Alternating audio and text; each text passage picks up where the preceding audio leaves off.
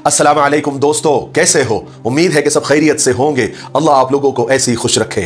सरकार दो आलम सल्लल्लाहु अलैहि वसल्लम की पूरी जिंदगी पर बनने वाली वीडियो सीरीज जिसका नाम मोहम्मद सब के लिए है सल्लल्लाहु अलैहि वसल्लम, ये उसका 60वां हिस्सा यानी पार्ट 60 है।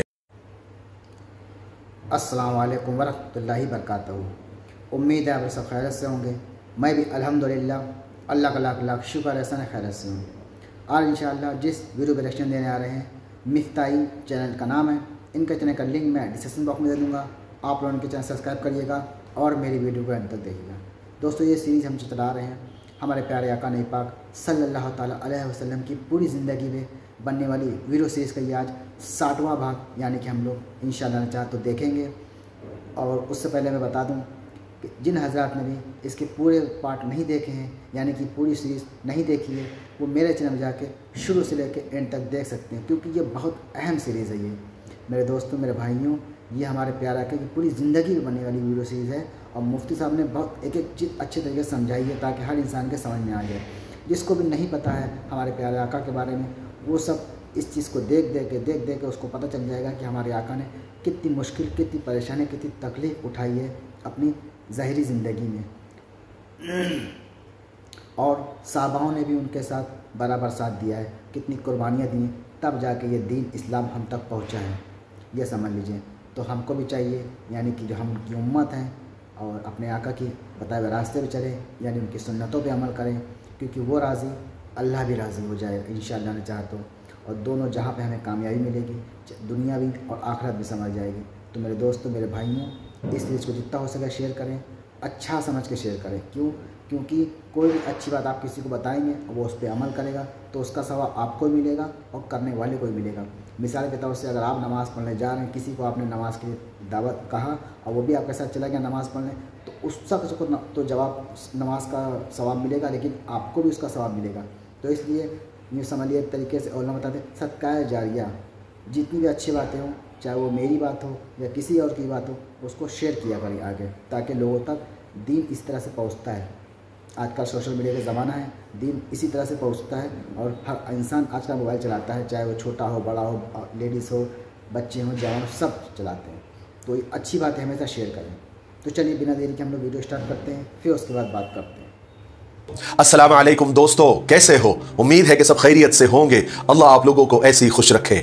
सरकार दो आलम सल्लल्लाहु अलैहि वसल्लम की पूरी जिंदगी पर बनने वाली वीडियो सीरीज जिसका नाम मोहम्मद सब के लिए है सल्लल्लाहु अलैहि वसल्लम, ये उसका 60वां हिस्सा यानी पार्ट 60 है। चलिए आगे सुनते हैं। कुछ अरसे के बाद यानी कुछ दिनों के बाद रसूल पाक सल्लल्लाहु अलैहि वसल्लम को मालूम हुआ कि कबीले बनु मुस्तलक के लोग मुसलमानों के खिलाफ लश्कर जमा कर रहे हैं और उनका सरदार हर्ष बिन अबू ज़रार है जो लश्कर को जमा करने का काम कर रहा था। उसने बहुत सारे अरबों को भी अपने साथ मिला लिया था। जब रसूल पाक सल्लल्लाहु अलैहि वसल्लम को इसकी खबर हुई तो आपने तहकीक का इरादा फरमाया। चुनांचे आप सल्लल्लाहु अलैहि वसल्लम ने हजरत बुरैदा रज़ी अल्लाह तआला को हुक्म दिया कि वो बनी मुस्तलक में जाकर पता लगाए, मगर दुश्मनों में बगैर किसी हीले बहाने के जाना खतरनाक था। इसलिए हजरत बुरैदा ने हुजूर पाक सल्लल्लाहु अलैहि वसल्लम से ये इजाजत ली कि अगर जरूरत पड़े तो वह कोई हीला करके दुश्मनों के चुंगल से निकल आएंगे। उसके बाद हजरत बुरैदा रज़ी अल्लाह तआला मदीने से रवाना होकर कबीले बनु मुस्तलक में पहुंचे। यहाँ उन्होंने मुशरिकों का बहुत बड़ा मजमा देखा। जब ये उनके पास पहुंचे तो उन्होंने पूछा कि तुम कौन हो? तो हजरत बुरैदा ने कहा कि मैं तुम्हारा ही आदमी हूं। मुझे मालूम हुआ है कि तुम मोहम्मद के लिए लश्कर जमा कर रहे हो, इसलिए मैं चाहता हूं कि अपने कौम के लोगों को लेकर मैं भी तुम्हारे साथ शरीक हो जाऊं, फिर हम सब एक साथ मिलकर मोहम्मद पर हमला करें। हारिस बिन ज़रार ये सुनकर बहुत खुश हुआ, कहने लगा कि फिर चलो जल्दी से इंतजाम करो। हजरत बुरैदा वहां रुके, फिर उन्हें जो कुछ वहां मालूम करना था जब वो मालूम कर चुके तो इन्होंने वहां से निकलने के लिए हारिस को यह जवाब दिया कि देखो मैं अभी जा रहा हूं और अपनी कौम का एक बहुत बड़ा लश्कर लेकर तुम्हारे पास आऊंगा, ठीक है, ताकि बड़ा सा लश्कर हो जाए। ये सुनकर बनी मुस्तलक के लोग तो और खुश हो गए और फिर हजरत बुरैदा के लश्कर का इंतजार करने लगे।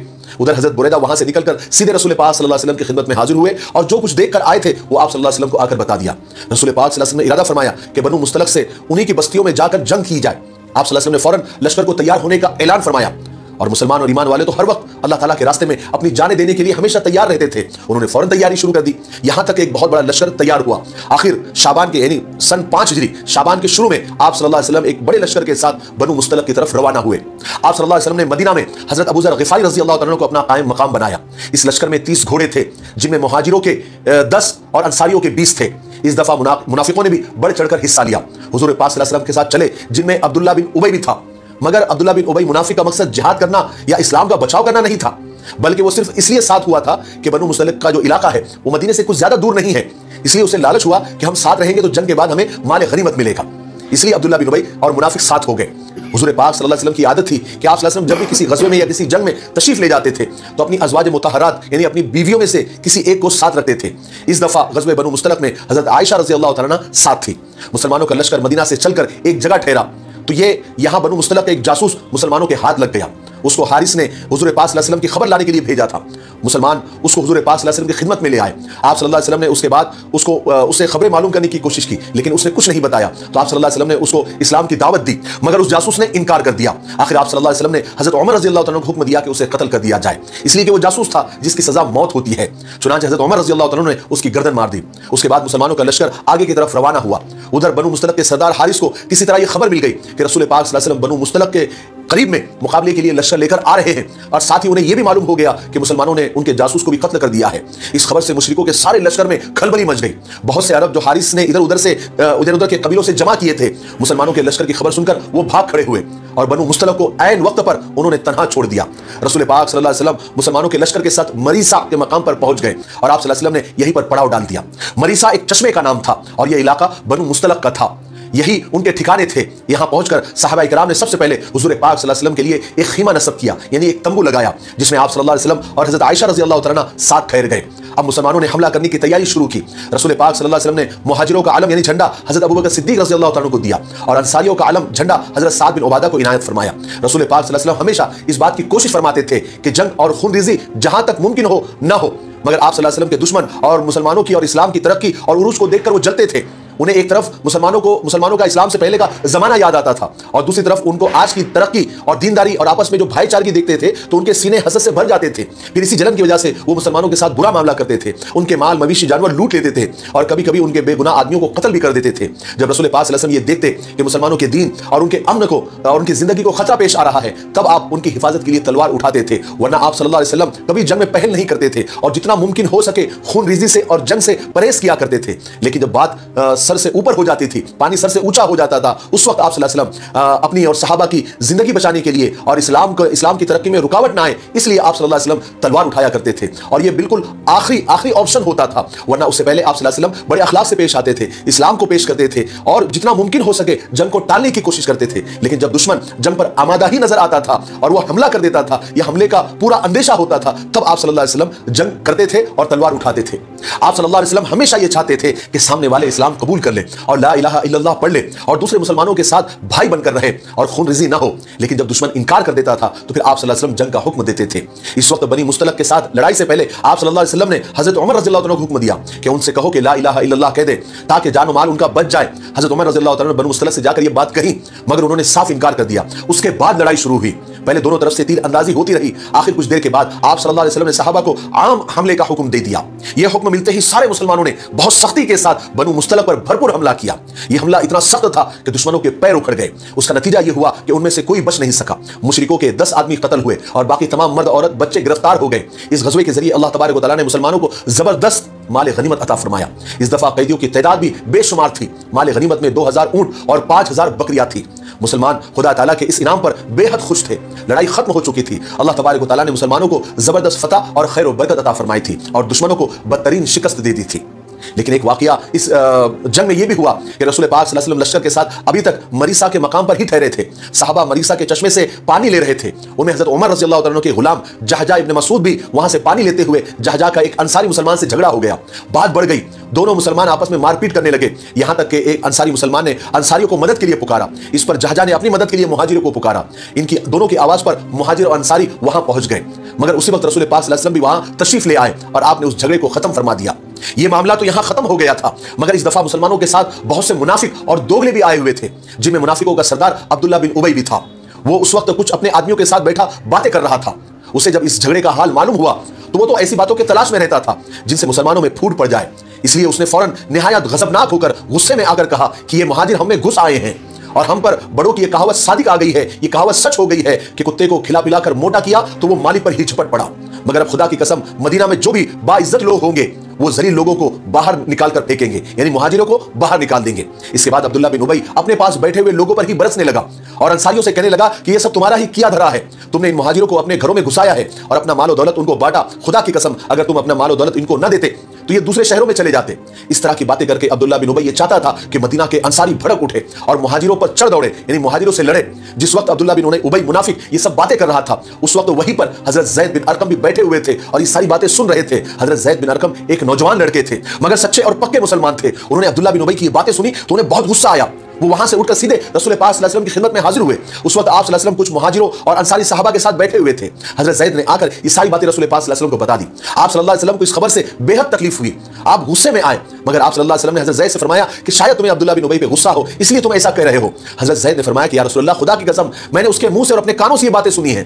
रसूल पाक सल्लल्लाहु अलैहि वसल्लम ने फिर फरमाया कि शायद ज़ैद तुम्हारे सुनने में गलती हुई हो।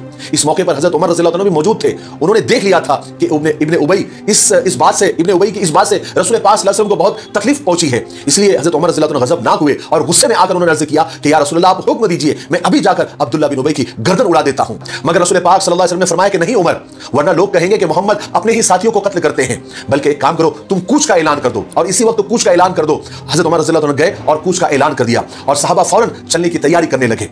ये बात अभी तक सबको मालूम नहीं हुई थी कि अब्दुल्ला बिन उबई ने क्या शरारत की है, इसलिए सब मुसलमानों को हैरत हो रही थी कि रसूल पाक सल्लल्लाहु अलैहि वसल्लम ने अचानक कूच का इरादा क्यों फरमाया। इसलिए कि यह वक्त दोपहर का था और सख्त धूप हो रही थी और रसूल पाक सल्लल्लाहु अलैहि वसल्लम की आदत थी कि आप ऐसे वक्त कूच का हुक्म देते थे जब मौसम ठंडा होता था। इस तरह अब्दुल्ला बिन उबई की इस हरकत की वजह से आप सल्लल्लाहु अलैहि वसल्लम ने अपने आदत के खिलाफ ऐलान यानी कूच का ऐलान फरमा दिया, ताकि लोगों का ध्यान बढ़ जाए और ये वाकया की ज्यादा शोहरत ना हो। सहाबा इकराम रज़ियल्लाहु अन्हुम अजमईन ने जल्दी जल्दी तैयारी की और इसी गर्मी और धूप के वक्त में ही मरीसा से रवाना हो गए। लेकिन सब मुसलमानों को हैरत हो रही थी, मगर वो जानते थे कि इस अचानक ऐलान में भी खुदा की तरफ से कोई जबरदस्त भलाई छुपी हुई होगी। चलते हुए रास्ते में एक जगह हजरत उसैद बिन हुज़ैर रज़ियल्लाहु तआला अन्हु की रसूल पाक सल्लल्लाहु अलैहि वसल्लम से मुलाकात हुई। उन्होंने आप सल्लल्लाहु अलैहि वसल्लम से अर्ज़ किया कि या रसूल अल्लाह, आज आपने ऐसे सख्त मौसम में कूच का ऐलान फरमा दिया जिसमें आप कभी भी रवाना नहीं होते थे, यानी कभी कूच नहीं करते थे। तो आप सल्लल्लाहु अलैहि वसल्लम ने फरमाया, तुम्हें मालूम नहीं तुम्हारे साथी अब्दुल्ला बिन उबई ने क्या किया है और क्या कहा है। हजरत उसैद बिन हुज़ैर को इस वक्त तक इस वाक़ये का पता नहीं था, तो उन्होंने ताज्जुब से पूछा कि क्या कहा है। आपने फरमाया, उसका ख्याल है कि जब वो मदीना पहुंचेगा तो बड़ा इज्जत वाला है, तो वो जलील लोगों को बाहर निकाल देगा, यानी मुहाजिरों को बाहर निकालने की वो बात कर रहा है। हजरत उसैद बिन हुज़ैर रज़ियल्लाहु अन्हु फौरन जवाब दिया, या रसूल अल्लाह, आप चाहे तो आप उसे बाहर निकाल कीजिए, हम आपके साथ हैं, इसलिए कि खुदा की कसम जलील वो है, आप तो इज्जत वाले हैं। तो दोस्तों, ये था हमारा एक्शन जो हमने देखा। अल्हम्दुलिल्लाह अल्हम्दुलिल्लाह आज हम लोगों ने 60वां पार्ट मुकम्मल कर लिया है। अब इंशाअल्लाह ने चाहे तो 61 पार्ट में आपसे मुलाकात करेंगे। तब तक के लिए इस वीडियो को खूब शेयर करें, ख़ुद भी देखें, दूसरों को भी दावत दें और हमेशा अच्छे काम की दावत दिया करें, जैसे कि नमाज़ पढ़ने की दावत दें। तमाम अच्छे काम हैं वो सब लोगों तक फैलाएं, यानी कि दीन कोशिश करें आगे फैलाने की, इस्लाम आगे फैलाने की, और जिसको भी नहीं पता है उसको भी बताएं। तो उम्मीद है इंशाल्लाह आपको वीडियो अच्छी लगी होगी।